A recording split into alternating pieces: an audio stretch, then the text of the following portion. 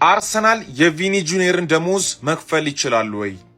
እንዲሁም ደግሞ ከደሞዝ ውጪ ቪኒ ጁኒየርን ራሱ አርሰናል ማምጣት ይችላል ወይ ብላችሁ በጣም የተጨነቃችሁ ሰዎች አላችሁ እና ለእናንተ መልስ ልመልስላችሁ። የመጀመሪያው ከደሞዙን ጀምር አይደለም አርሰናል እኛ ቪኒ ጁኒየር ስንት እንደሚከፈለው በሪያል ማድሪድ ቤት እናውቃለን። ስለዚህ አርሰናል መረጃ ሳይኖረው እዚህ ትልቅ ዝውውር ውስጥ አይገባም። መጽሐፍ እንኳን ማገለበጥ ያስፈልግም ይሄን ለመረዳት ማለት። ሁለተኛ ነገር በጣም የሳታችሁትና የረሳችሁት ነገር አርሰናል በሪያል ማድሪድ ቤት የሚከፈለውን ደሞዝ አይደለም የሚከፍለው። ሪያል ማድሪድ ለቪኒ ጁኒየር ሲከፍለው ከነበረው ደሞዝ የተሻለ ደሞዝ ነው አርሰናል ሊከፍለው የሚችለው። ሪያል ማድሪድ ሲከፍለው የነበረውን ደሞዝማ ቢከፍለው ለምን ከሪያል ማድሪድ ራሱ ይወጣል? እዛው ለምን አይቆይም?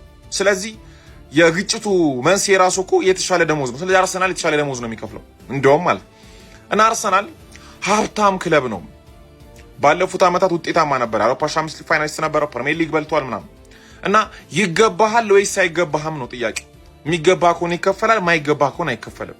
ይሄ ደግሞ ደሃ አያስብልም፣ ስማርት ወይም ብልጥ እንጂ።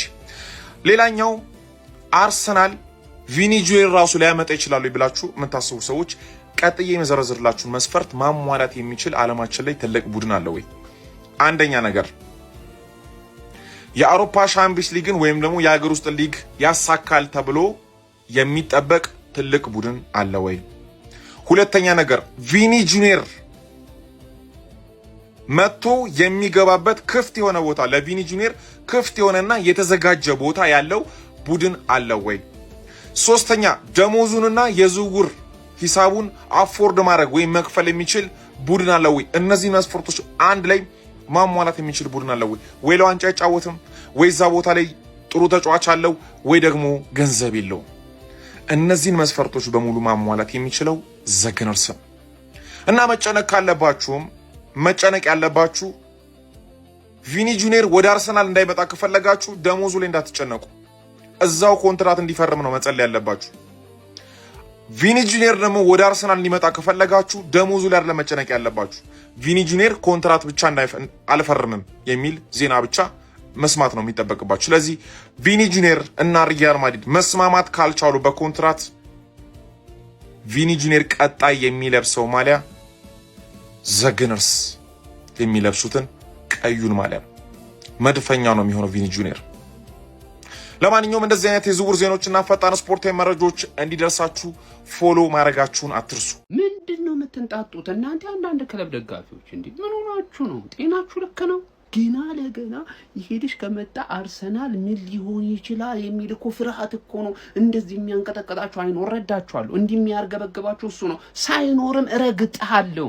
ቀኝ ግዛት እገዛሃለሁ። ይኸውልህ ለተከታታይ ዓመታት እናቱ የወለደችው ክለብ ነው። ይኸውልህ አሁን ከወጣሁበት መንበር ላይ ማንም ነው የማያወርደኝ። እያንዳንድ ክለብ የኔ ተገዢ ተሳቢ ሆነ ነው የምቀረው። ስጋህ ላይ እንደዚህ መንጠቆ እየከተትኩኝ እንደዚህ ስጋህን እየነጨው ሁለተኛ፣ ሶስተኛ፣ አራተኛ እያረኩ አስከትላለሁ እንጂ እነን ለተከታታይ ዓመታት አንተ ትሞታታለህ እንጂ ማለት ነው። ከኔ በፊት ሆነ መጨረስ አችልም የትኛውም ክለብ። ይሄ ቪዲዮ ለታሪክ ቀምጥልህ። በደንብ ኮፒ ሊንክ ሼር አድርገው፣ ፌቨራይት ላይ አድርግና አስቀምጠው። ለተከታታይ ዓመታት ረግጬ እገዛሃለሁ። ይኸውልህ ክለቤ በብቃቱ ረግጦ ይገዛሃል። እኔ ደግሞ በምላሴ ማለት ነው እየረጋገጥኩኝ ማለት ነው እገዛሃለሁ።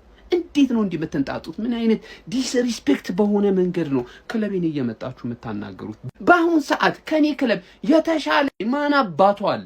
የትኛው ክለብ አለና? እኔ ካንተ በዚህ ይሻለና ዘንድሮ አጠናቅቃለሁ በለኝና አሁን መተ ማለት ነው። ደካማ ነህ። ከኔ በታች ነው። ሁሉም ገና መጀመሪ ነው። እመኒ መጀመሪ ነው። እረማመድብሃለሁ። ማልገዛው ተጫዋች የለም በዚህ ሰዓት ከኔ በላይ። የትኛውም ክለብ ነው ማለት ለዋንጫ ቅድሚያ ልትሰጠው የምችለው የለም። ዋንጫ ማሳካት ጀምረዋል። እምቀጥለውም ይሆናል። አስረግጬ ነው የምነግርህ። ኦፊሻሊ ደግሞ ሁለቱንም ልጆች ገቢ እንደምናረጋቸው ጥርጥር የለኝም። ታገስ ብቻ አርሰናል ደጋፊ ታገስ። ይሄንን ታሪካዊ ትራንስፈር እንድናሳካ ሶስት ጥያቄዎች ነው ከጠላትም ከወዳጅም ቦቅባቃ ደጋፊ አሁንም አለ ቻምፕ ሆኖ ሶስት ጥያቄዎች አሉ። አንደኛው ትራንስፈር ዋጋው ስንት ነው እና አርሰናል ይከፍላል ወይ? ሁለተኛው የደሞዙ ጉዳይ እንዴት ነውና አርሰናል ይከፍላል ወይ? ሶስተኛው ደግሞ ቪኒሺየስ ጁኒየር ጢዋራምና ኢጎቲስቲካል ተጫዋች ስለሆነ መጥቶ መልበሻ ክፍል በደሞዙና በጸባዩ ምክንያት መልበሻ ክፍል ይረብሻል። እነዚህ ሶስት ነገሮች ነው ዛሬ የምመልስልህ። አንድ በአንድ ዲቴል ለቦቅባቃውም ደጋፊ ለጠላት የሚያላግጠውም ደጋፊ ትልክለታለህ። ቪዲዮ ረዘም ስለሚል ቻምፕ በደንብ ኮፒ ሊንክ አድርግልኝ። በደንብ መጀመሪያ በእኛ በኩል ያለው ነገር ሁሉም ነገር ተዘጋጅተንበታል። ምን ያህል እንደተዘጋጀን እነግርሃለሁ። መጀመሪያም እንዳልኩት ቪኒ ሪያል ማድሪድ ካልቀጠለ ኮንትራቱን ካላደሰ አሳያለሁ ምን አይነት ወንድና ወንድ እንደሆንኩኝ ነው የሆናችሁ ሰዎችና ብዙ የምታወሩ ሰዎች ነው እመጣላችኋል። የመጀመሪያው ጥያቄ ትራንስፈር ስንት እንከፍላችኋለን? ታውቃላችሁ 11 ወር ነው የቀረው። 11 ወር ግን 140 ሚሊዮን ድረስ ልንከፍል ፈቃደኛ ነን። ማንም ደግሞ 140 ሚሊዮን እንደማይከፍል አውቃለሁ ለቪኒ አንድ አመት ቀርቶት። ለምን 140 ሚሊዮን ለምን ኦቨርፔ አረክ ካልክ አባቴ ማርኬቱ ኦቨርፔ የሚደረግበት ነው። ለውጡ ግን ለማታያስ ፈርናንዴዝ እና ለሞርጋን ሮጀርስ ኦቨርፔ ከምታረክ ለተረጋገጠ ሱፐርስታር ቪኒሲየስ ጁኒየር ያለምንም ተቀናቃይ ለማምጣት ኦቨርፔ ብታረግ በደንብ አድርጎ ያዋጣል ነው ማለት። ሁለተኛው የደሞዙ ጉዳይ አርሰናል ኦሬዲ ሪያል ማድሪድ አልሰጥህም ያለውን ኮንትራት አርሰናል ሊሰጠው ዝግጁ ነው። 500 ከ400 እስከ 500 ሺህ ድረስ በሳምንት ሃላንድ የሚከፈለው 500 ሺህ ነው። አርሰናል ፕሪሚየር ሊግ ቻምፒየን ነው። ከማንሲቲ ጋር 1 ዓመት ሳይሆን 4 ዓመት ትከሻ ለትከሻ እየተለካካ የቆየ ቡድን ነው። ገቢው ከማንሲቲ ይበልጣል። ሃላንድ ለማንሲቲ እንደሚከፍለው ጀለስካን መክፈል አያቅተውም፣ እመነኝ ነው ማለት። ሶስተኛውና ዋነኛው ጥያቄ የአርሰናል ደጋፊም ብቁቅ ያለ ደጋፊም እንደዚህ ስለሚያስብ ስለማቅ ነው መጥቶ ደሞዙና ጸባዩ ይረብሻል ሎከሩም ውስጥ። አንደኛ አርሰናል ቤተሰብ ነው ገባርለ እንደዚህ ፉክክር ምናምን ያለበት ምናምን አይደለም። አንዱ ተጫዋች ቤንች ተደርጎ ብትገባ ኖሮ ምናምን ስን ማን ይሄ ቡድን እኮ ከኔ ይበልጣል ምናምን ነው የሚልህ ገባርለ። እዚህ ቦታ ለመጫወት እንትና እኮ ምናምን ቤተሰብ ነው አንደኛ ቪኒ ሲመጣ ደግሞ እንደ ሱፐርስታር በጭብጨባ ሁሉም ማሸነፍ ነው እንጂ የሚፈልገው ሁሉም ደሞዜ እያለ አይደለም ገባ። ዊሊያም ሰሊባ 240 ነው አዲሱ ኮንትራቱ 240። ማድሪድ ሄዶ እኮ 350 ማድረግ እኮ ይችላል፣ ግን ከዚህ ቡድን ጋር መቀጠል ይፈልጋል። ቪኒ ደግሞ እንደ ሱፐርስታር ነው የሚታየው ገባርለ። ሃላንድን 500 ከፍለህ ከዛ በኋላ አንደርሰንን አዲስ ፈራሚ 300 ማርክ ጎይን አዲስ ፈራሚ 300 ብታምንም ባታምንም ኦማር ማርሙሽን 295 ስትከፍል ነው እነ በርናንዶ ሲልቫና እነ ሮድሪን የሚያስከፋውና እንዲለቁ የሚያደርገው። ተረዳኝ አይደለ? እንጂ ሳካ ነው እኮ ተቀጣዩ ገባርለ። ጋብሪኤል ጄሱስ ሊሸኝ ነው፣ ማርቲኔሊ ሊሸኝ ነው። ሳካ ደግሞ ማን ነው? አንቺ ለታሪካዊ ለመወደው ክለቤ መተሽ ሱፐርስታር ልትሆኚ ለመጣሽልኝ ሰውዬ ምናምን ደስተኛ ነው የሚሆነው። ሳካ በቪኒ ሂሳብ እንዲከፈለው ከፈለገ በቪኒ ሂሳብ ፐርፎርም ማድረግ ይጠበቅበታል። በዛ ነው እልህ ሊይዘው የሚችለው ማለት። ጸባዩ ደግሞ ካልክ ማለት ነው አርሰናል ሱፐርስታር የሌለው ቡድን ነው ገባርለ። ብቃት ያላቸው ኢንዲቪጁዋሎች አሉ፣ እንደ ቲም ደግሞ ሱፐር ነው። ግን ብቻውን ሆናል አይደለ? በትዊተር ፎሎወር በሚዲያ በምን ሱፐርስታር ሜዳ ላይም ከሜዳ ውጪም ሱፐርስታር የሆነ ተጫዋች የለውም። ስለዚህ አንድ ቦታ አለው ማለት ከአንድ አይደለም 2 ሱፐርስታር አንድ ቲም ውስጥ ይፈቀዳል ገባርለ። 3 ሲሆን ነው ችግር የሚሆነው እንደ ማድሪድ እንደሆነ 3 ሲሆን ችግር ይሆናል። 2 ከሆነ ስለዛ ምንም ማያሳስብ ነው። ጀስት ኮንትራቱን አያድስ። እናቴን ነው የምልህ ወንድ ክለብ እንደሆነ ያሳያል ማለት ነው። ጠላትን እንዴት እንደምረግጥህ ማለት ላወራህበት ትረገጣለህ። 4 ዓመት አትበሉትም ብለህ አይን እያየ በላም።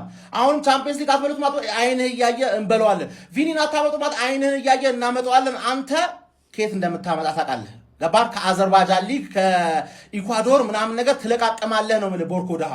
ቪኒሲየስ ጁኒየር ወደ አርሰናል የሚመጣ ከሆነ አንደኛ ቪኒሲየስ ጁኒየር ጸባዩ እጅግ በጣም አስቸጋሪ ስለሆነ የአርሰናል መልበሻ ክፍል ይበጠብጣል። ሁለተኛ ደግሞ አርሰናል ለቪኒሲየስ ጁኒየር ደሞዝ አፎርድ ማድረግ አይችልም ብላችሁ የምትመጻደቁ ሰዎች ይሄ ቪዲዮ ለእናንተ ነውና በደንብ ኮፒ ሊንክ ሪፖስት አድርጉት ማለት ነው። ከእናንተም እንደተረዳሁት ቪኒሲየስ ጁኒየርን አታውቁትም። በቃ ምን አይነት ካራክተር እንዳለው በፍጹም አታውቁትም። ካላወቃችሁት ደግሞ እናስረዳችኋለን። ቪኒሲየስ ጁኒየር መልበሻ ክፍል የሚበጠብጥ አይነት ተጫዋች አይደለም። እስቲ እግዚአብሔር ነው የምላችሁ። እንደነ ኪሊያን ምባፔን አሁን ብዙ ጊዜ ብትመለከቱ ደጋፊዎች ፕሮቮክ ቢያደርጉት ከተቃራኒ ክለብ ጋር እንደዚህ ሲንበጫበጭ እንደዚህ ሲሆን ምናምን አትመለከቱም። ግን መልበሻ ክፍል ውስጥ ግን በጣም ችግር የሚፈጥር አይነት ተጫዋች ይሄን ደግሞ ብዙ ጊዜ ተመልክተናል ማለት። ቪኒሲየስ ጁኒየርን ግን በአግባቡ የምታውቁ ሰዎች በአግባቡ ታውቁታላችሁ ብዬ ነው የማስበው። መልበሻ ክፍል ውስጥ ከየትኛውም ቲሜቱ ጋር እንደዚህ አይነት ሰጣ ገባው ሲገባ ተመልክቼ አላውቅም። የትኛውንም የቡድን አጋሩንም ዲስሪስፔክት ሲያደርግ ተመልክቼ አላውቅም። እንደውም በተቃራኒው መልበሻ ክፍል ውስጥ በጣም ከሚግባቡ አይነት ተጫዋቾች መካከል አንደኛው ቪኒሲየስ ጁኒየር ነው ሪያል ማድሪድ ውስጥ ማለት። ቪኒ ችግር ምንድነው? ቪኒን በአግባቡ የምታውቁ ሰዎች ታውቁታላችሁ እንዳልኳችሁ ማለት ነው። ቪኒ በጣም የዋህ ስሜታዊ የሚሆን ቶሎ የሚከፋው አይነት ሰው ነው ማለት ነው ባህሪው። ኢቭን ማለት ነው ደስተኛ ካረጋችሁት ቡድናችሁን ማለት አሸናፊ ቡድን ማድረግ ይችላል ቪኒ።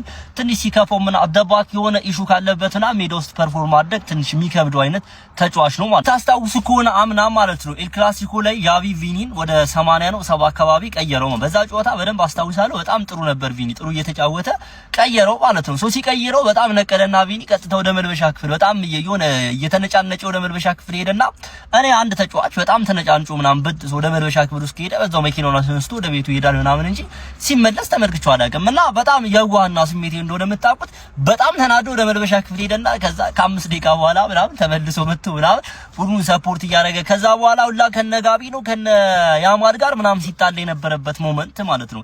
ያ ይሄ ምንድነው የሚያሳይ ቪኒ በቃ ወዳው ስሜቴ ይሆናል ተመልሶ ግን ምናምን ቡድኑን የሚወድ ምናምን ቲሜቶችን የሚያከብር አይነት ይሄ ደጋፊዎች ፕሮቮክ ሲያደርጉት ምናምን ጨዋታ አቋርጦ እዛ ጋር የሚበሻሸቅ ከተቃራኒ ቡድን ጋር ነው ችግሩ። ከተጫዋቾች ጋር ቢጣላ ከአሰልጣኝ ጋር ቢጣላ ከደጋፊዎች ጋር ፕሮቮክ ሲያደርጉት የሆነ ሰጣ ገባ ውስጥ ቢገባ ምናምን ከተቃራኒ ቡድን ጋር ነው እንጂ ማለት ነው መልበሻ ክፍል ውስጥ ቪኒ ችግር ያለበት ተጫዋች አይደለም በፍጹም። እግዚአብሔር ነው የምላችሁ። ቪኒን የምታውቁ ሰዎች በአግባቡ ትረዱኛላችሁ ብዬ ነው ማስበው። ሁለተኛ ደግሞ ደሞዙን አፎርድ ማድረግ አትችሉም። እኔ ይሄ በጣም ነው የሚያስቀኝ። ምክንያቱም አርሰናልን በበፊቱ አትመዝኑት። አርሰናል በዚህ ወደ 3-4 አመታቶች በጣም እንግሊዝ ፕሪሚየር ሊግ ውስጥ ትርፋማው ቡድን ነው ማለት ነው። ስለዚህ የቪኒሲየስ ጁኒየር ወደ 480 ሺህ ዩሮ ነው አይደል አሁን ማድሪድ ውስጥ የሚከፈለው። ወደ ፓውንድ ሲቀየር እኮ ወደ 345 ሺህ ምናምን ፓውንድ ይመጣል። አሁን ከፍተኛው ተከፋይ ማን ነው? መልበሻ ክፍል ውስጥ ይበጠብጣል በደሞዙ ምክንያት ምናምን ብላችሁ የምታስቡት ሳካ 300 ነው የሚከፈለው አይደል? ስለዚህ ቪኒ መጥቶ 400 ቢከፈለው ኦሬዲ ሳካ ማለት ቪኒ በመምጣቱ ደስተኛ ነው የሚሆነው። ፕላስ ደግሞ ቪኒ እንደሚበልጠው በእርግጠኝነት የአርሰናል ተጫዋቾች ቪኒ የተሻለ ተጫዋች እንደሆነ ያምናሉ ብዬ አስባለሁ። የትኛው ተጫዋች ነው እስካሁን ቪኒ 400 ቢከፈለው ለኔ እንደዚህ ካልተከፈለኝ ምናምን ብሎ የሚንበጫበጨው ማለት ቪኒ ባይዞ ሪያል ማድሪድ ውስጥ ማለት ነው ኪሊያን ምባፔ ጋር እኩል ክፈሉ ምናምን ቢል በደንብ ስለሚገባው ነው ማለት ይሄን በሌላ ቪዲዮ መለስበታለሁ። በደንብ ከኪሊያን ምባፔና ከቪኒሲየስ ጁኒየር ሪያል ማድሪድ ስቴድ እኔ ከፍተኛ ተከፋይ ቢሆን ብዬ ማስበውና ዲዘርቭ የሚያደርጋል ብዬ ማስበው ቪኒሲየስ ጁኒየር በሌላ ቪዲዮ መለስበታለሁ። ነገር ግን ቢመጣ ማለት ነው አሁን የቪኒሲየስ ጁኒየር እዛ 480 ሺህ ምናምን የሆነው እዚህ 345 ነው ወደ 400 ምናምን ቢከፈለው ራሱ አርሰናል ባግባቡ አፎርድ ማድረግ ይችላል። 100 ሺህ ነው የሚጨምረው ኦሬዲ ሃይስ ተከፋዩ ሳካ 300 ነው። ያን ያህል ብዙ ከባድ ነገር አይደለም። ሲቀጥል አርሰናል አሁን በትልልቅ ቶርናመንቶች ምናምን በደንብ ራሱን የሚያሳይ ቡድን ነው። የአውሮፓ ቻምፒየንስ ሊግ ፋይናሊስት ነው፣ ሻምፒዮን ነው። ኔክስት ደግሞ እንደሚፈጠር አናውቅም። ስለዚህ የዚህን ተጫዋች ደሞዝ አፎርድ ማድረግ አይችልም ብላችሁ የምታስቡ ሰዎች በጣም ነው የምታስቁኝ። ቪኒ ባጭሩ እንደዚህ አይነት ተጫዋች ነው ማለት ነው። እናንተ እንደምታስቡት አይነት መልበሻ ክፍል ሲቀጥል ደግሞ ማለት ነው ቪኒ አሁን ወደ አርሰናል ቢመጣ አርቴታ ምን አይነት ፕሮሲጀሮች እንደሚከተል ምናምን ጠንቅቆ ያውቃል። ስለዚህ አርቴታን ባህሪም በተወሰነ መልኩ በደንብ አውቆት ስለሚመጣ ምናምን ያለውን ነገር አምኖበት ይመጣል ብዬ ነው ማስበው። የሚመጣ ከሆነ ግን የመምጣት ቻንሱ 1% ነው ጋይስ። የሚመጣ ከሆነ ነው የሁሉ ነገር ማለት ነው። ይመቻችሁ። በደንብ ኮፒ ሊንክ አድርጉ። እነሆ የእንግሊዝ ክለቦችን አርሰናልን የመግጠም አቅም ሞራልም ጉልበትም የለንም ብለው ሰላማዊ ሰልፍ ለመውጣት ተዘጋጅቷል። አርሰናል ጥበበኛ ብራዚላዊ ቪኒሲየስ ጁኒየርን ለማስፈረም እንቅስቃሴ መጀመሩን ዴቪድ ኦርንስቴን ዘ አትሌቲክ ሃንድ ኦፍ አርሰናል በርካታ ታማኝ ምንጮችን እየዘገቡት ይገኛሉ። ሪያል ማድሪዶችም ተጫዋቹ ኮንትራት ማያድስ ከሆነ በነፃ ከማጣት ይልቅ በዚህኛው ክረምትን መሸጥ ይመርጣሉ። የቪኒሲየስ ተተኪም የአንዲው ማንዴ ለማስፈረም መቃረባቸውን የመረጃ ምንጮችን እየጠቆሙ ይገኛሉ። ቪኒሲየስ በዚህ ክረምት ማድሪድን ይለቃል። የሚለቅ ከሆነ የሚቀላቀለው ብቸኛ ክለብ አርሰናል መሆኑ ከበርካታ ታማኝ ምንጮችን እየሰማን እንገኛለን። የቪኒሲየስ ጥያቄም በሳምንት 400 ሚሊዮን ዩሮ ይከፈሏል። 500 ሚሊዮን ዩሮ ክፈሉኝ፣ በሪያል ማድሪድ ኮንትራት ይላደስ፣ አለበለዚያ ደግሞ ልቀቁኝ የሚል ሐሳብ ነው። አርሰናል ይህንን ገንዘብ የመክፈል ፍላጎት እንዳለውና የአርሰናል ከፍተኛ ተከፋይ እንደሚሆነ እየተዘገበ ቪኒሲየስ አርሰናል የሚቀላቀል ከሆነ እነዚህ ሁለቱም ብላክ ስታሮችን ግራና ቀኝ መስመርን የሚመሩት ይሆናል። የ2026-27 የአርሰናል ግምታዊ አሰላለፍ ይህንን ይመስላል ተብሎ ይጠበቃል።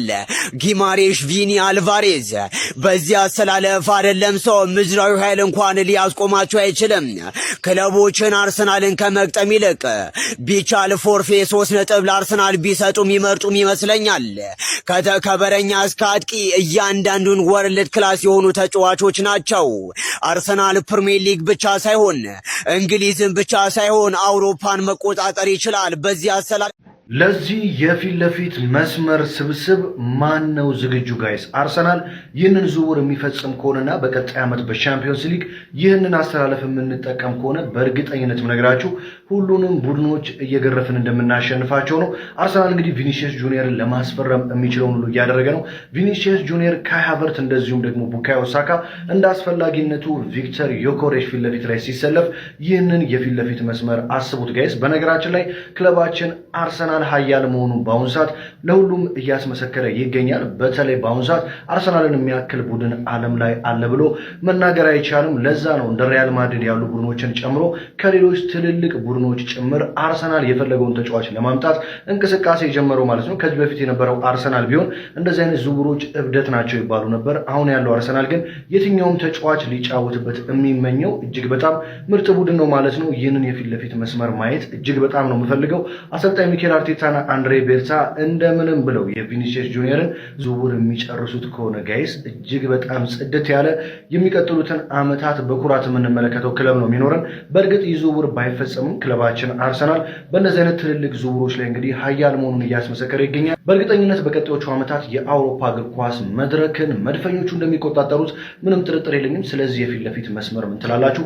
ሀሳብ አስተያየታችሁን ኮሜንት ላይ አስቀምጡልኝ። ፎሎ ማድረግ አይረሳ። የሚቻላችሁ ትችላለህ፣ ይሄ ነው አርሴ፣ ይሄ ነው የሚል ቪዲዮ ለመስራት ነገ ያብቃን። ቬኒ ሂር ዊ ጎ ብሎ ነገ ማለት ነው። የፈለገ ይሁን አመሉን እንችሏለን። አመሉ ነው የሚያስቸግር ምናምን ያላችሁት እንችሏለን። አመሉን ብቻ ሂር ዊ ጎ ይበልልን። ነገ ገነርስ እንጠብቃለን። አሪፍ ተጫዋች ከዚህ በኋላም ይፈርማል። ሁልጊዜም አርሴ